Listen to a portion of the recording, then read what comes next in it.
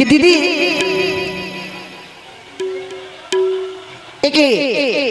एक गुरु बहन का नया नया शादी होता है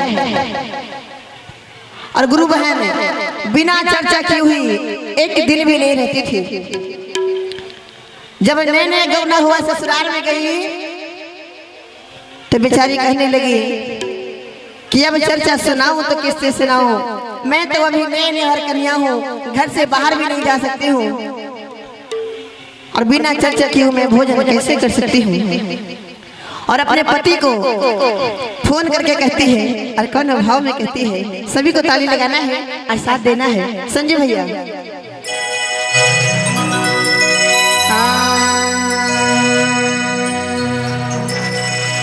कि अरे घोषणा करवाला राजा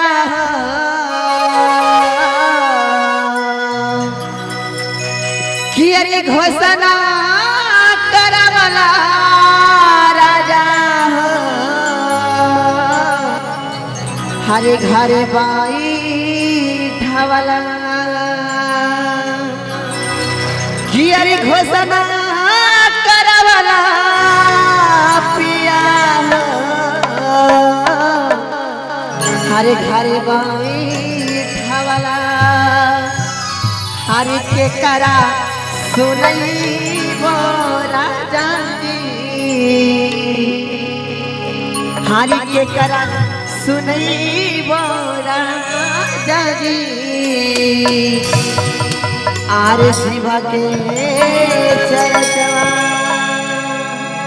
ताली बजा का पूरा पूरा सबका हाथ ऊपर और ताली बजा के कहना कैसे, हरि घोषणा करवाला राजा हो हरे बाई ठावाला घोषणा करवाला राजा हो हरे बाई ठावाला बेकारा से कहा वो राजा हो बेकारा से कहा वो राजा हो गुरु के चारा चारा बेकारा से कहा वो राजा हो गुरु के चारा चारा घोषणा करवाला राजा हो हरे बाई ठावाला घोषणा करवाला राजा हो हरे बाई ठावाला बेकारा से कहा वो राजा हो बेकारा से कहा वो राजा हो गुरु के चारा चारा बेकारा से कहा वो राजा हो गुरु के चारा चारा बेकारा से कहा वो राजा हो गुरु के चारा चारा।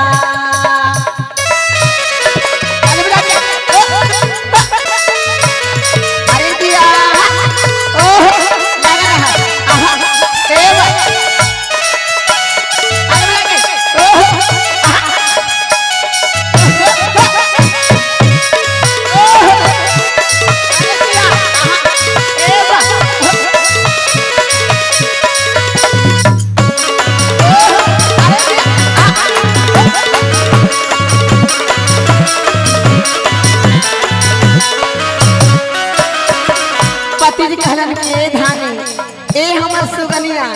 ए हमर करेजा। अरे हम तो बहरा में आ गए नहीं, लेकिन अपना माई के तोहर बुढ़िया सास के घर पे छोड़ के लेनी। हाँ तनी सास से अपना दिल के बात कही, लेकिन सास तो दहेज ना मिला तई तो खुदे मुंह फुले ले दिया कि काज में कैसे घरे में के लखे एकरा से हम बोलबे ना करो। तो कहनी का घर ही में हाथ धान है बुढ़िया सासुया, घर ही में हाथ धान है बुढ़िया, घर ही में हाथ धान है बुढ़िया रे सासुया, ओना कैसे कहिया धान है, ओना कैसे कहिया धान है गुरु के सहारा चावा, ओना कैसे कहिया धान है गुरु के सहारा चावा, ओना कैसे कहिया धान है गुरु के सहारा चावा।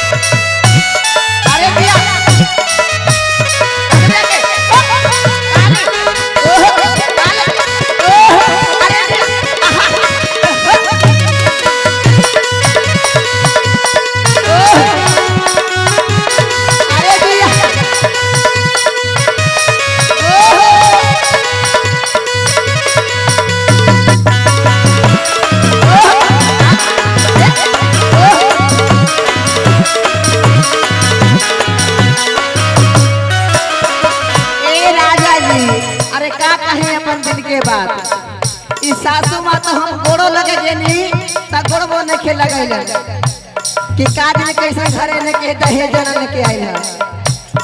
और का बुढ़िया ससुइया राजा जी मोखा हो ना बोल। बुढ़िया ससुइया राजा जी मोखा हो ए राजा जी। और ये सासू माँ तो खुद के बोला तारी बुढ़िया ससुइया राजा जी मोखा हो ना बोल। बुढ़िया ससुइया राजा जी मोखा हो ना बोल। कहाँ भाई राजा हो कहाँ से कहाँ भाई राजा हो गुरु के चार जवाब के करा से कहाँ भाई राजा हो गुरु के चार जवाब के करा से कहाँ भाई राजा हो गुरु के चार जवाब। ओहो आले क्या बात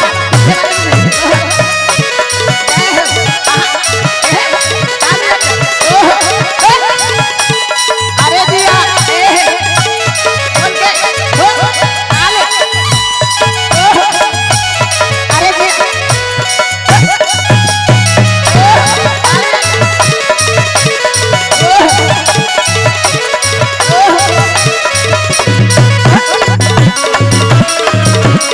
अरे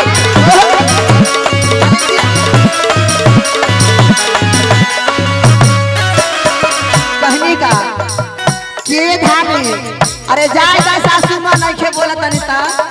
अरे बड़की गोतिनिया बाड़ू ना गोतिनिये से कहले है।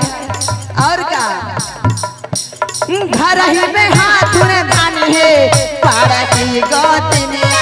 घर ही में हाथ में धानी है घर ही में हाथ में धानी है पारा की रे गोतिनिया।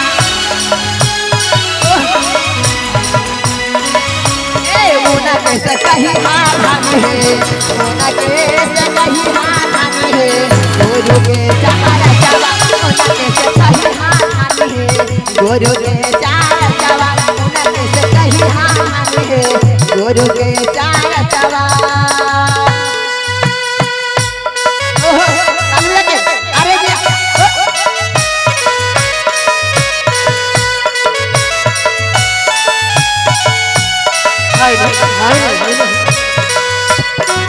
के लागल रहबा ए जगदम्बा मैया झुम के क्या बात है।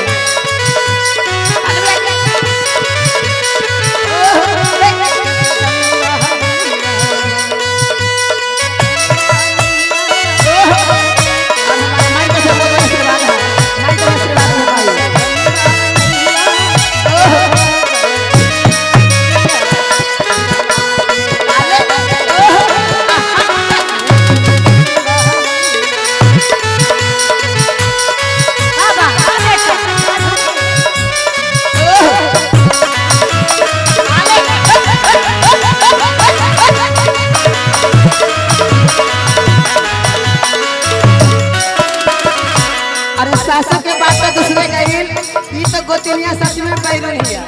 ये तो दिन लड़ता ही रहा है आका चर्चा करो इनका से बड़ा की गोतिनिया राजा जी मोखा हो ना बोले